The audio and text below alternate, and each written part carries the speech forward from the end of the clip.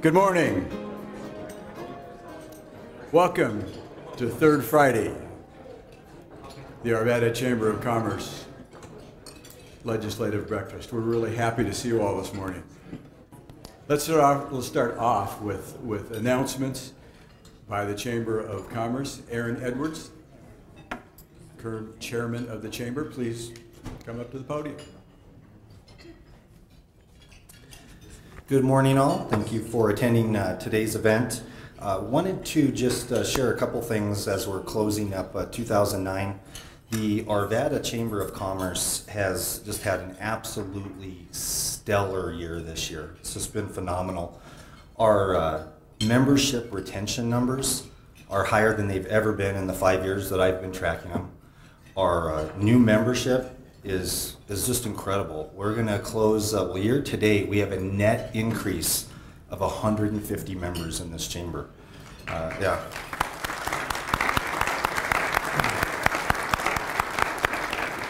We've hosted some of the most phenomenal events in recent history, or at least in my memory, and this is a prime example of that. Might have a little bit to do with our speaker today. I'll give him a little credit, but all of our events, we're getting phenomenal feedback. Our attendance is high. We really appreciate all of your support with our events. We've rolled out a lot of new programs this year. We have more new programs to come. One that I just wanted to make note of is our leadership program, in which we're helping to develop our future leaders. Any of our leadership program participants, could you stand for a moment and be recognized, please?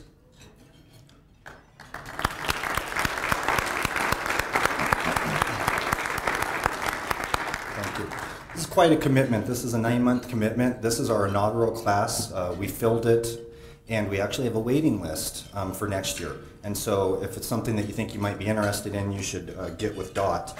There's so many other things that I could talk about as far as the Chamber's accomplishments this year, and we will do that at the annual dinner. So make sure you buy your ticket to the annual dinner, and to find out about the new and exciting things we're going to do in 2010, make sure you renew your Chamber membership. And then in closing, the reason that I think we've been so successful this year is we just have the greatest members, staff, and volunteers in this chamber. It's fantastic. And the catalyst for that, the person that's really been driving this ship, and I think really deserves a special thanks, is our president, Dot Wright. So let me just say how honored I am to introduce to you Colorado's 41st governor and our first native Coloradan governor in over 35 years, Bill Ritter.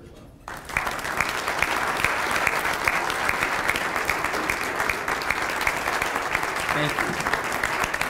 Thank you. Thank you. The economy is the most important issue, and we know, I think it's really important in a leadership position that you understand what that means to families.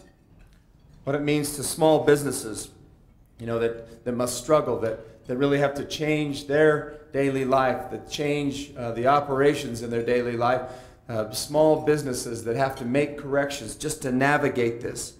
You wind up at a place where even if you're not unemployed, or even if you're not having to close the door, you still feel a little uncertain about the future because of this downturn we're in. You want government to operate there for you. You want government to ensure that it has the safety net in place. You also want government to behave the way you have to behave if you're a family or a business that's having to make these changes to navigate, you know. You want government to be there, finding ways to streamline its work, finding ways to make efficiency, cut the budget, cut out waste, do those things that everybody's having to do. We call it a new economic reality, where we really do believe that business must behave the same way that that government must behave the same way that families and businesses are having to behave in this downturn. So we have been. As a state, we imposed furlough days on employees. We've held their pay at the same, no raises for 2 consecutive years. And next year, actually, we're in effect imposing a 2.5% cut on state pay. For anybody who is a state worker in the executive branches, we're imposing a 2.5% cut in pay. We're looking to do a couple of things we have never had to do before. And to those of you in this room regarding education, we could talk more about it. But this is the first time, with all of the corrections we've done, we closed a $2 billion shortfall in 2 fiscal years last year. The past fiscal year, the one we're presently in, we had to close another $1 billion shortfall in the next fiscal year, and we were really, in a sense, out of options. And the last thing we went to was a cut in K through 12. We had not had to do that before. We also are making adjustments in some tax credits and tax exemptions.